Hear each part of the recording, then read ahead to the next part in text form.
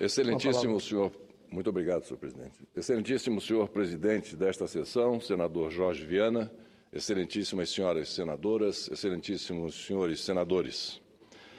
Quero hoje mostrar para todo o Brasil um outro lado da face oculta de Rodrigo Janot, Procurador-Geral da República. Um lado que precisa ser do conhecimento, não só deste parlamento, mas de toda a sociedade brasileira. É o lado sórdido, que acaba espelhando quem de fato ele é. Só assim, senhor presidente, poderão os brasileiros aquilatar com fidelidade a figura canhestra de Rodrigo Janot. Ele, que é o pretenso chefe do guardião da justiça brasileira, o Ministério Público, esta importante e tão propalada instituição, responsável pela defesa da ordem jurídica e dos interesses sociais e individuais. Por isso, peço a atenção de todos, especialmente aqueles que neste momento nos assistem e nos ouvem. Senhor presidente, senhoras e senhores senadores, permitam-me ser o mais direto possível. Senhor Janot, o senhor conhece uma empresa constituída em 20 de julho de 1995, na Bélgica, mais precisamente em Saint-Gilles, Bruxelas, a Rua Berkmans, número 3, denominada Multimedia Component?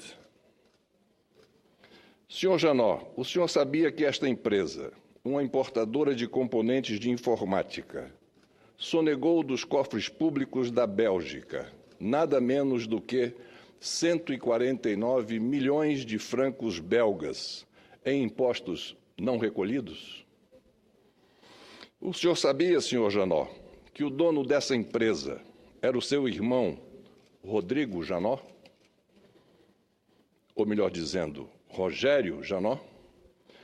Senhor Janot, o senhor, por acaso, acobertou os crimes internacionais do seu irmão, a começar pela fuga dele da Bélgica em 1995? Senhor Janot, o senhor sabia que até o falecimento do seu irmão, em 21 de maio de 2010, ele era procurado em todo o mundo pela Interpol e que, por isso, não podia sair do Brasil? O senhor sabia, senhor Janot, que seu irmão constava da ordem de captura, conhecida na Interpol como difusão vermelha, por meio da circular número 4834/96, de 29/4/96, requerida pela juíza de instrução Calevaer, de Bruxelas, inclusive com pedido de extradição ao Brasil, caso ele fosse encontrado? Senhor Janot, o senhor tinha conhecimento dos crimes de que seu irmão foi cúmplice na Bélgica, como falsificação de escrituras, fraude e infração à legislação tributária? Senhor Janot, o senhor já era procurador federal nesta época? O senhor sabia que seu irmão, apesar de não ter nenhuma formação profissional específica, era um vendedor nato e que se gabava da competência jurídica de seu irmão mais novo, ou seja, o senhor mesmo? Senhor Janot, o senhor chegou a orientar seu irmão nas atividades de ludibriar a lei e escafeder-se das malhas da justiça, seja ela nacional ou internacional? O senhor ajudou, senhor Janot, de alguma forma, o seu irmão a se manter aqui no Brasil, na clandestinidade internacional? Porque ele, senhor Janot, nunca foi procurado ou encontrado aqui no Brasil, mesmo com endereço certo e conhecido, para, ao menos, o Brasil negar o pedido de extradição? Senhor Janot, depois dessa fuga para não responder na justiça belga pelos crimes cometidos, seu irmão voltou a viajar para o exterior? Senhor presidente, permita-me continuar sendo direto. Senhor Janot, o senhor ainda possui uma casa em Angra dos Reis, no condomínio Praia do Engenho, quilômetro 110, da rodovia Rio Santos? Senhor Janó, o senhor continua homiziando nesta casa um contumaz e confesso estelionatário, sócio de seu irmão, como fez nos anos 90, depois de exercer o cargo de procurador-chefe substituto do Distrito Federal? Senhor Janó, o senhor continua recebendo renda de aluguel sem passar recibo? Senhor Janó, o senhor continua sonegando imposto por não declarar os recursos recebidos desses aluguéis? O que foi feito desta casa afinal, senhor Janó? O senhor abandonou o imóvel? Transferiu? Alugou de novo? Vendeu? E mais, senhor Janó, o senhor sabia também que seu irmão fez fortuna por um período entre 1990 e 1992, vendendo equipamentos de informática com notas frias? O senhor lembra, senhor Janó, que por seus conhecimentos nas alterosas e sua influência intermediando o negócio do seu irmão, diga-se, há anos ele estabelecido no Rio de Janeiro, ele vendia a uma grande empreiteira mineira aquele antigo modelo de computador, o 386? Pois bem, senhor Janó, o senhor sabia que cada máquina era comercializada a $3.500 em lotes de 30 a 40 unidades? E o senhor teve conhecimento, senhor Janó, que seu irmão chegou a comprar um apartamento no Rio de Janeiro, na Barra da Tijuca, a Avenida Sernambetiba, número 1250, apartamento 201, com o lucro dessas vendas ilegais de computador?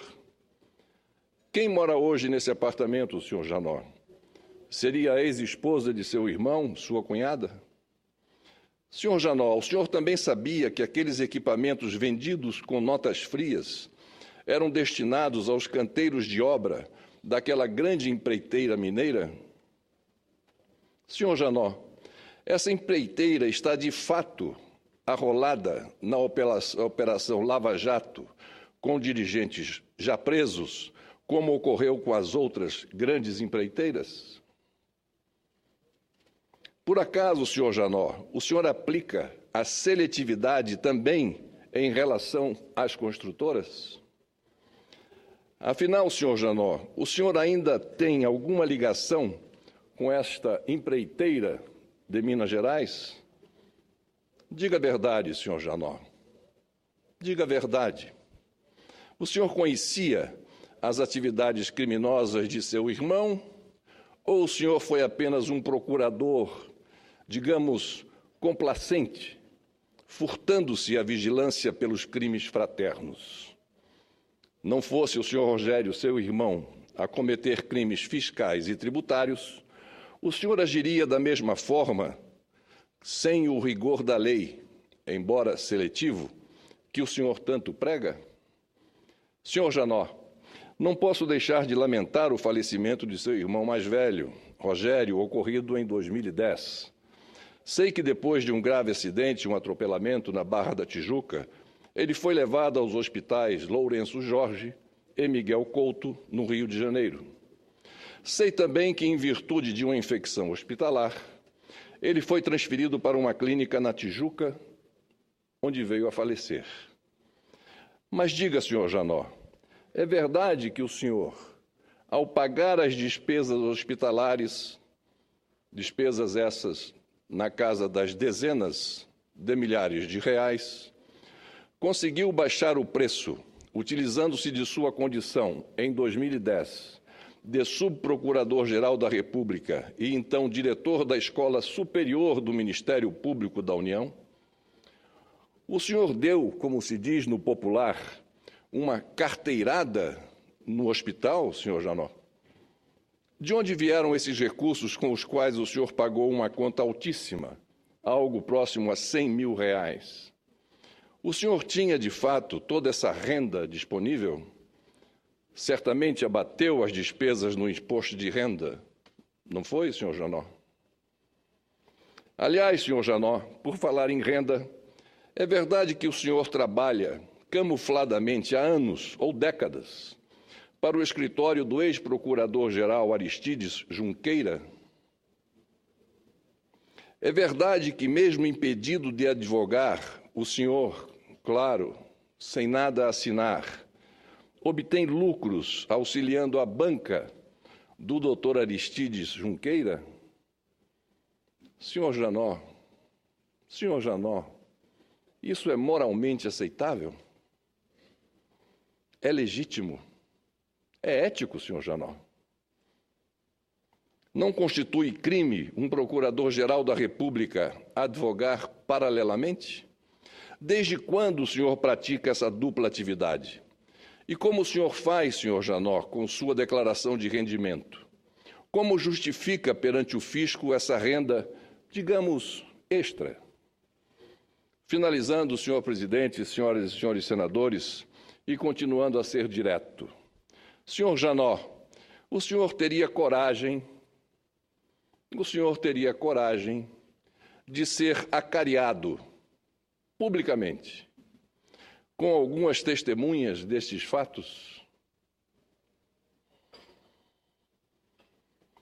Diga-nos diretamente, senhor Janot, quem é o senhor de fato? Um pretenso defensor da lei? Ou o senhor, na verdade, é um infrator da lei, da moral, da ética, seja no passado, seja no presente? Em qual dos dois Janotes os brasileiros devem acreditar? Senhor Janot, pelo sim, pelo não, no fundo de sua alma, o senhor não se sente desconfortável ao acomodar-se na cadeira de um procurador-geral da República que deveria honrar o seu mistério? Era o que tinha a dizer, por enquanto, senhor presidente, senhoras e senhores senadores.